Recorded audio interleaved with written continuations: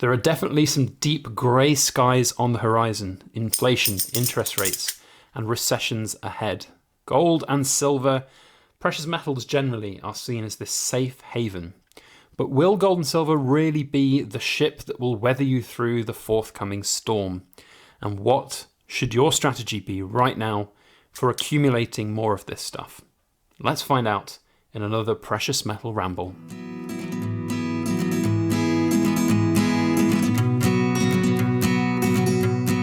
Hello everybody, Backyard Bullion here, and a warm welcome to you all joining me for another Precious Metal Ramble.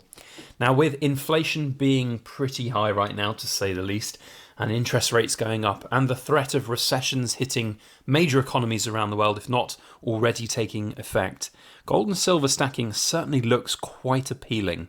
Whether you're a seasoned stacker with an established basis of metals already, or whether you're new to the game and wanting to get in it, the big question is now the right time to buy? Are we going to see huge increases because of recessions, because of this inflation? Again, gold and silver are always these safe haven assets that are flooded to in troubled times. Is that really going to happen though this time? Well, the short answer is nobody really knows, and I'm going to try and give some of my thoughts and opinions on the topic here today as it relates to me and my own personal circumstances, what I'm going to be doing, what kind of things I'm going to be buying, and how I view my silver and gold purchases, and also what I've currently got. So lots to go through, and I'd love to know your thoughts and opinions as we go throughout this video, so comment down below if you are sharing your thoughts and opinions or your strategies. I know a lot of new stackers get a lot of real good insights from reading the comments of those who've been there before them. And if you're enjoying this video as we go, don't forget to hit that thumbs up button. So, recession. Nobody likes the R word. It's pretty awful. I've only really ever lived through one massive period of recession, and that was the 2008-9 sort of 10 era when I remember working at that time, and the industry that I was in, which was construction, went completely, well, belly up. It was awful and very hard to hit a lot of people. In that time, and in recessions generally, you do see and you hear a lot about gold and silver's rise. Of course, we saw a huge rise in gold and silver at the end of that period in 2011. All you've got to do is look at the charts and you see these astronomical climbs for gold and silver. So will that happen again for us now? So it's a really different situation than it was back then, and I think we're in this longer term kind of period of recession right now, or build up to recession, I should say. I do think that where we are, in terms of this global crisis that's been hitting us for the last 2 years now plus, and now continuing with inflation, is going to be with us for a while. There's no way, in my mind anyway, that we're just going to wake up in a month's time and things will be back to normal. Governments around the world have spent billions and trillions of pounds and dollars to keep economies going and keep people going throughout the COVID crisis, and now into the cost of living crisis as well. We're getting all of these different, even just in the UK, £400 per household for energy bills is something that the government has to fund somehow, somewhere that money has to come in. And so we are seeing hardship coming, and we will see more of it for governments around the world in terms of borrowing and spending, which is why inflation really isn't actually as big a problem for a lot of these big countries as you might think. A lot of people think that interest rates going up is going to spell the doom of the dollar, because there's no way that if you increase the interest rate by another percentage point, that they'll be able to finance the trillions and trillions of dollars worth of debt, and the same is for the UK. But a lot of people forget that if your currency is inflating, then you really are owing less back at the other end in terms of real, actual buying power. And that's, I think, something that people always overlook. So we are seeing interest rates rising to combat inflation, and that's only going to make things, it's kind of like a double-edged sword. It's going to make things better for the majority, but it's going to make things harsher for those who are actually at the bottom. People who are really hurt by the increase in cost of living, the percentage of their income that they have to spend on food, on petrol, on heating, on internet and everything is just extended and accentuated. So it is really difficult to sort of see how we're going to come out of this all smelling of roses, basically. So gold and silver are that safe haven, you would think. But that doesn't necessarily mean that right now is the time that you should go out and you should buy as much gold and silver as possible. Now, it's a safe haven where you could potentially park some money, and it would not necessarily be as bad a place as others to put. But again, it's all about diversity. It's all about having more than one egg in more than one basket, to have a real sort of analogy there, I suppose.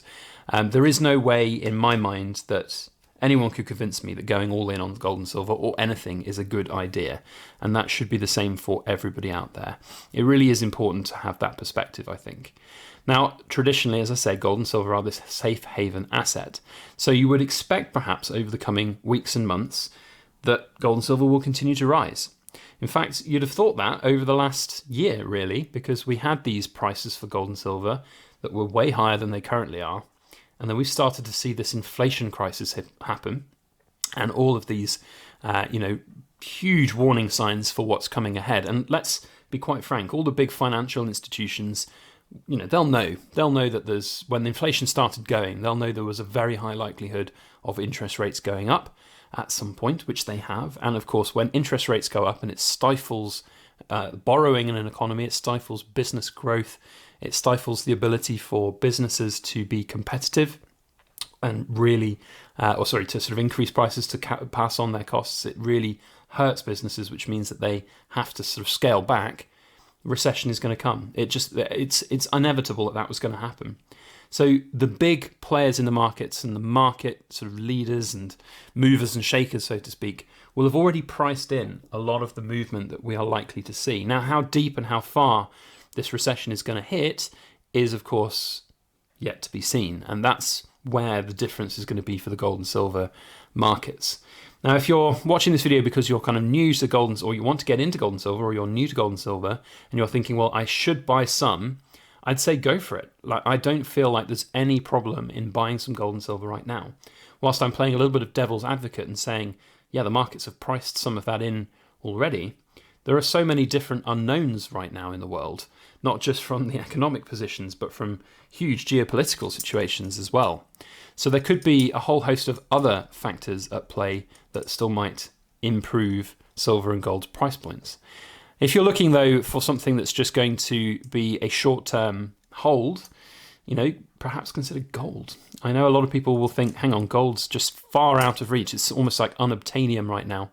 But when you're looking at buying silver at a high premium, which is unfortunately still happening right now, you just locked in. You're locked in with no flexibility. Gold, on the other hand, is much easier and quicker to release that equity from. But it's not without its issues in terms of that sellability. In fact, I saw a great post on social media the other day, which was about a gentleman who was trying to sell nearly 31 ounces of gold, or looking to sell them because he had to. And the dealer's prices were a lot lower than he was expecting, certainly for some of the premium coins that he had. So making sure that you're thinking about what kind of exit strategy you've got for your gold and silver, even if you're a hardcore stacker and you're thinking, yeah, I'm not going to sell this stuff anytime soon. I want to hold this for 30, 40, 50 years and just have it and never, or pass it down to future generations. Even have a backup plan then. I would always say have a backup plan. To not plan is to plan to fail. That's the old adage. So definitely think about that. Now, in terms of buying right now, what am I doing? Well, I'm still looking for silver. I know I've said gold is better, but the silver I'm buying is cheap stuff. If I can find coins like these, which are 90%, they're old Swedish, 1935. I don't think these were circulation coins, but they are beautiful. They're like, I think they're the 500-year anniversary of the Swedish state or something. So I have to do some more research in them. But bought these, and I think they worked out at about £17 an ounce, maybe a little bit higher, maybe 17.50 or so, which for a spot price of £16.50 is unheard of for us in the UK. If we're buying silver from a dealer right now, you'll be looking at least 22, 23, 24 pounds, depending on the coin. So if I can find silver like this, I'm buying it.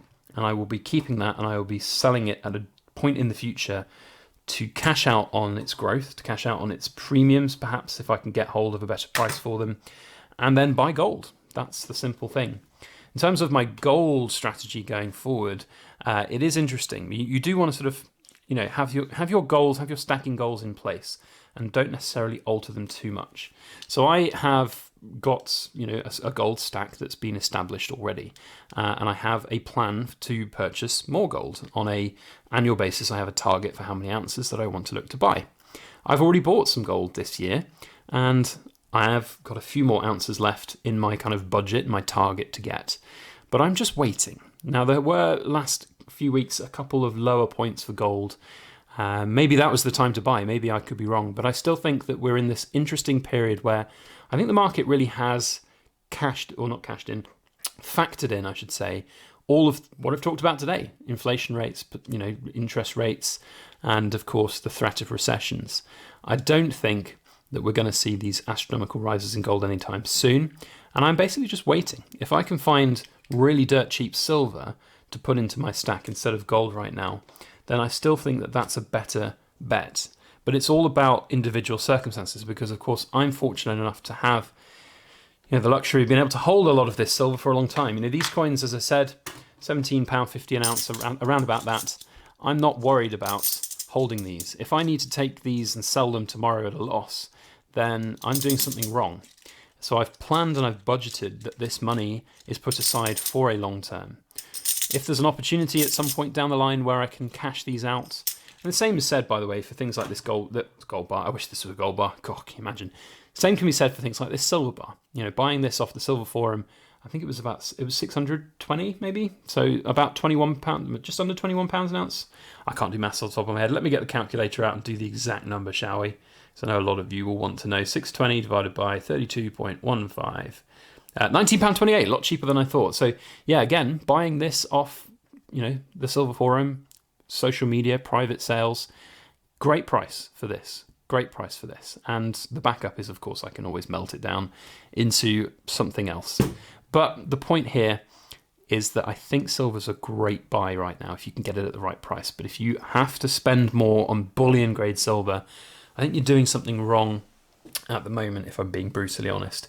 Now, if you're buying individual coins that are kind of collectibles or poured silver collectibles, that's a different animal. That's not part of the bullion market. That's not where you are going to be looking to just the spot price growth. You're going to be looking at some of these coins as their collectability, or poured silver as that just luxury item that you want to have.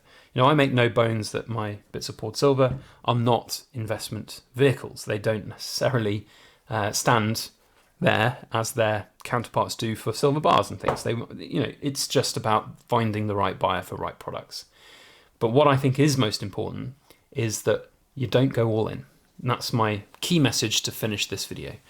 It's important to protect your wealth from the real hard times that are coming, but don't get overhyped. Don't get sucked in to the agendas of basically collapsism and the imminent demise of Western economies and society. It's not going to happen, and it's going to be hard for the next few years, but I do think over the long period we're in this place where gold and silver will come really good at some point, and I'm holding for that. That's my thoughts and opinions. I'd love to know yours, so please do comment down below.